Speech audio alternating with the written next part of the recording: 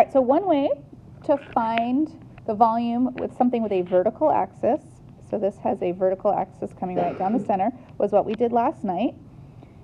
And what we did last night was slice this thing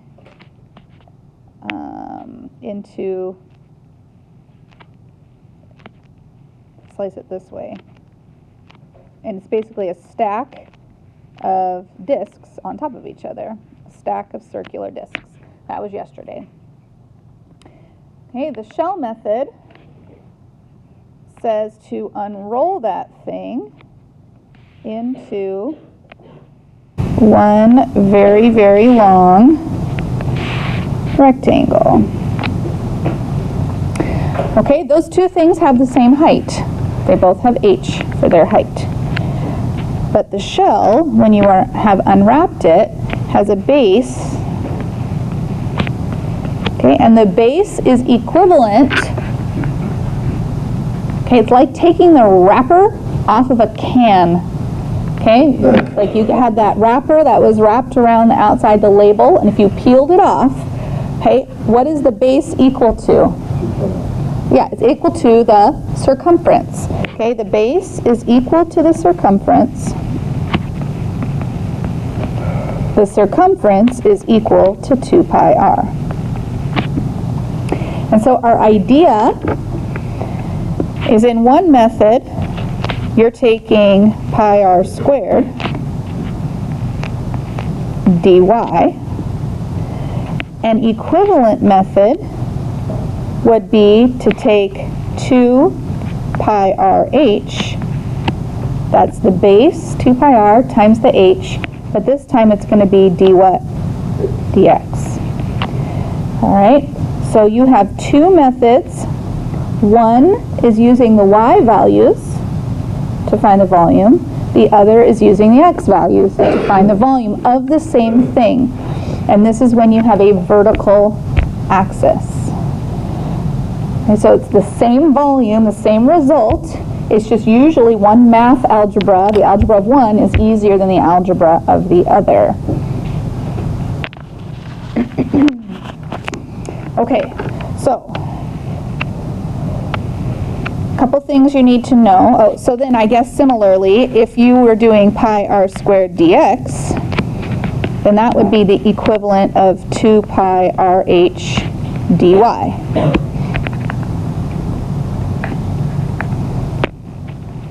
Okay, so this is called the disk method. This is called the shell method.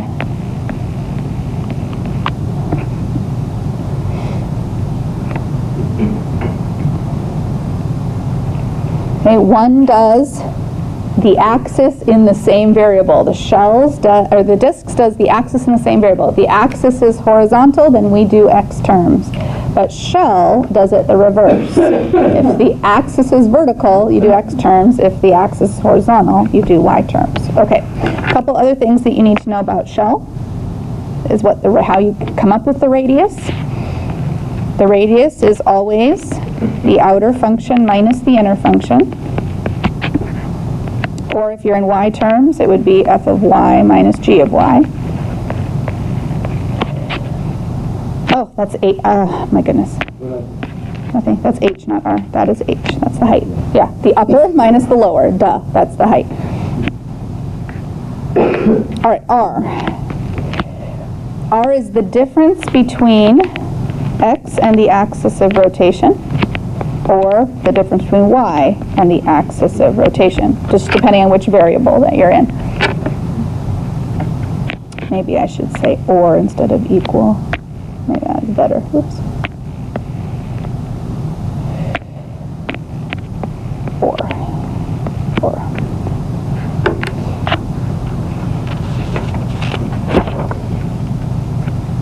Yes, Bobby? Can you handle like mark? I don't really get it. Can you mark the parts as well? Can I do an example and mark it? Yeah. That might be a little easier for me. Okay. All right.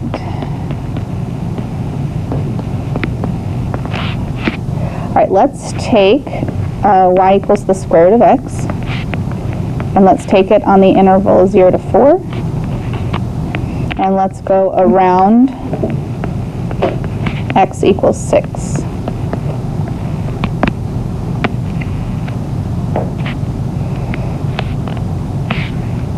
All right, so the square root function looks like this.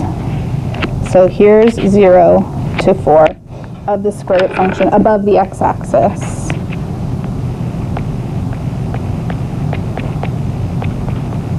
And I'd like to rotate it around x equals 6, so my axis of rotation will be vertical. Okay, there's the axis of rotation.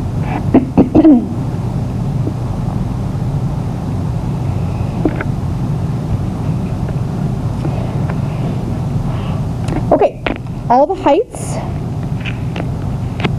are going to be measured vertically.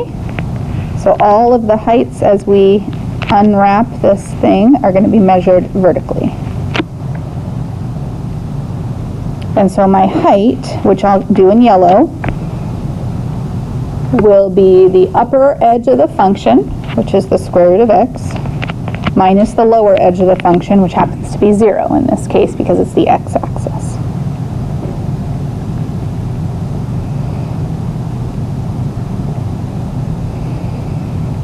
Okay, the radius, let's see. Okay, I'm going to start with my radius. And so, Bobby, if you're talking about labeling, okay, my largest radius is down here. Okay, the largest radius I have is 6. After that, every radius as I move up my vertical axis gets smaller. These are all my radii, and they keep shrinking and getting smaller. In fact, what will be my smallest radius? What will be my last radius? 2. Okay, the top one right there will only be a radius of 2. So the way I express that is the difference between the x value and where the position of the radius of the axis of rotation is. And so the mathematical way to express that is the position of x minus alpha, and it's the absolute value of that. So x represents the end over here that's moving. Okay, these are the x's. X starts at 0 and then it moves and moves and moves as the x value. Alpha stays the same. Alpha stays at 6 all of the time. And that will determine the length of the radius as I go. And it works the whole way. That works at the bottom. Okay, at the very bottom, x is 0, alpha is 6, 0 minus 6, absolute value of that is 6, so the radius is 6. It works up here. X is 4, alpha is still 6, 4 minus 6, absolute value, the radius is still 2. We need the absolute value just to make sure our radius is positive. If this axis of rotation had been on the other side, I wouldn't technically need it anymore because the radius will always be positive no matter how I'm subtracting it, but we always use absolute value just to guarantee we'll have a positive radius. All right, so our volume for this will be V equals the integral over the bound 0 to 4, 2 pi, the radius, which is x minus 6, and then the height, which is the square root of x minus 0, and we do dx. And then you clean this up as needed. So the easiest way to do that is to pull 2 pi out to the front. 0 to 4. Okay, x minus 6 over the bounds of 0 to 4, will the inside of x minus 6 be positive or negative?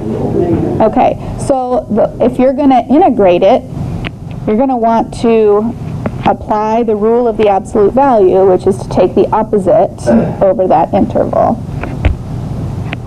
And then square root of x dx.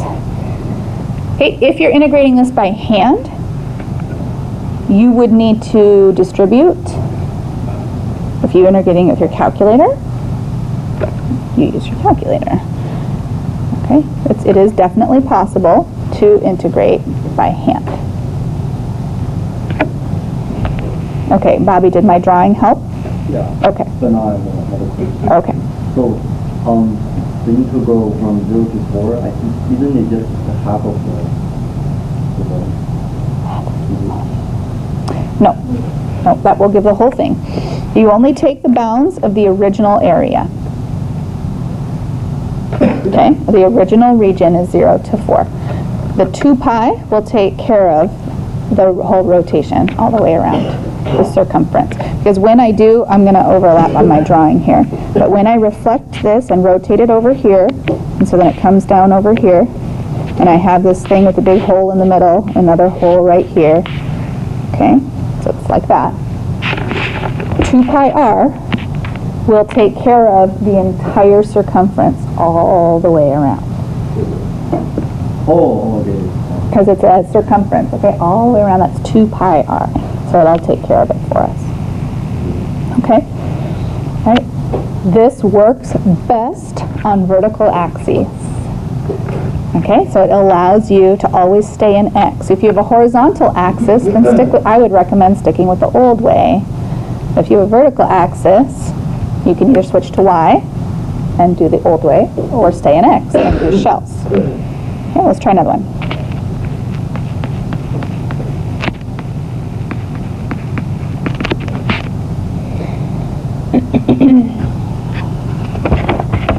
Okay. Let's see. We've got f of x being the parabola 3x minus x squared. We have the other function being linear, so half x. Our bounds are the region from 0 to 2.5. And we're going to rotate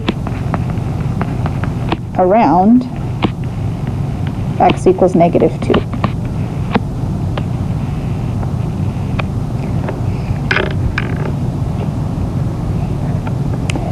Okay, I usually don't put my y-axis when I'm drawing these because it interferes a little bit with what I'm visualizing. So here's my parabola, right there. That's 0 to 3. My line is 1/2, so that comes through like that. That's intersecting at 2.5 or 5/2. My axis of rotation is back here at -2.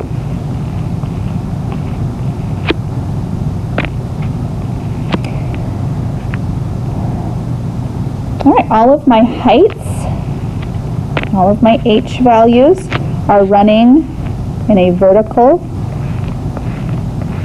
sense from the top of the parabola to the linear piece underneath. So the height would be 3x minus x squared minus the linear piece, which would be half x. Yeah? Why is the upper region not the lower region? Not the lower region. Why is it kind of like a triangle and then the top of the parabola? Because it didn't say that the x-axis was a boundary. If the x-axis was a boundary, this has to be the part completely between just the parabola and the linear piece. Okay. If we did the bottom part, that would require the linear piece and the parabola and the x-axis. Okay. Okay, thanks. Good question. All right, and then R. Okay. The radiuses get longer for a while. The longest radius is out there at 5/2. But after that, the radiuses start to, those are our radiuses. Okay, so it is x minus the alpha, which is -2, which is x plus 2. So my volume will be 2 pi times the region from 0 to 5/2 Are you okay if I pulled 2 pi out already?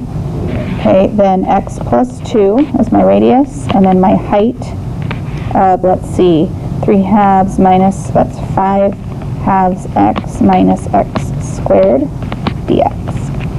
Now I think about my absolute value. Absolute value is already x plus 2, and my bounds are all positive numbers, and so I don't need those absolute values anymore. So I can just drop them and have x plus 2 times 5 halves x minus x squared. If you're integrating by hand, you'll want a FOIL so that you can integrate each piece. If you have your calculator, I would recommend integrating everything except pi and then putting your answer in terms of pi. So you can integrate with the 2 and the full integral, but just leave your pi out so that your answer can be written as something pi. All right, anybody else have a question? So when we come back, last year I made you like a chart, like if the axis is this, use this, and if the axis is this, and the bounds are this, use this. But when we come back, I'll give you that after the Thanksgiving break.